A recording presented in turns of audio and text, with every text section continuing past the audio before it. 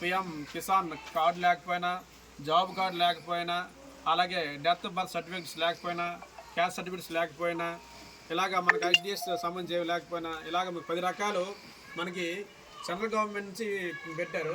ఈ మొత్తం డియోజోగా గ్రామాలు అనేవి సెంట్రల్ గవర్నమెంట్ ఏదైతే సెలెక్ట్ చేసిందో, సెంట్రల్ గవర్నమెంట్ మరియు మన ఐటీడీ పాతపురం వారు ఏవైతే సెలెక్ట్ చేశారో ఆ గ్రామాల్లో ఈ డియోజోగా గ్రామ సభలు జరుగుతున్నాయి.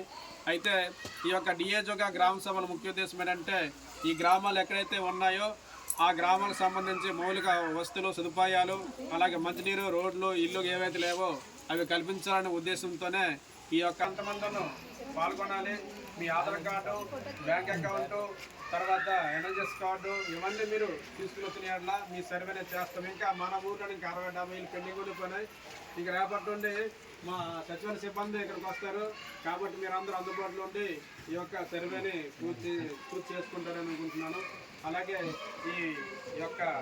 ఈ డియోజోగా కార్యక్రమంలో అన్ని రకాల డిపార్ట్మెంట్లు ఉన్నాయి. కాబట్టి ఒక్కొక్క డిపార్ట్మెంట్ నుండి ఎవరు ఏమి లబ్ధి చేకూరుస్తున్నారు మాట్లాడుతుందా కోరుతున్నాను. ముందుగా మన వెల్ఫేర్ ఎడ్యుకేషన్ వారు మాట్లాడుతూ కోరుతున్నాను.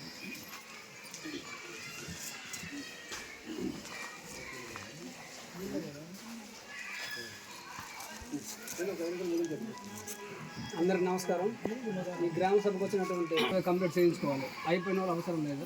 అక్కడ మీకు ఏదైతే అవసరం ఉందో అవసరం ఉన్నవన్నీ కూడా చెప్పాలి. కేస్ట్ ఇన్కమ్ లేకపోయినా, సార్ ఇప్పుడు చెప్పినట్టు రైస్ కార్డు లేకపోయినా, జాబ్ కార్డు లేకపోయినా, పెన్షన్స్కి అర్హులైన వాళ్ళు కూడా, పెన్షన్స్ ఇప్పుడు ఆప్షన్ ఇవ్వలేదు కానీ పెన్షన్స్ అర్హులైన వాళ్ళు కూడా మాకు అర్హత ఉంది, ఇవ్వాలి, అర్హత ఉంది చెప్పాలి. మీకు ఏవే డాక్యుమెంట్స్ రెడీ చేసుకోవాలనేది మేము చెప్తాం.